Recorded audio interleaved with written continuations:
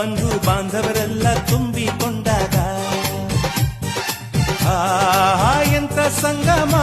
ಶುಭ ಲಗ್ನದಲ್ಲಿ ಗಂಡು ಹೆಣ್ಣು ಜೋಡಿಯಾದಾಗ ಶಾಸ್ತ್ರೋತ್ತರ ಕಲ್ಯಾಣ ಏನ್ ಚಂದ ಕೇಳಣ್ಣ ಭೂಮಿಗೆ ಸ್ವರ್ಗಾನ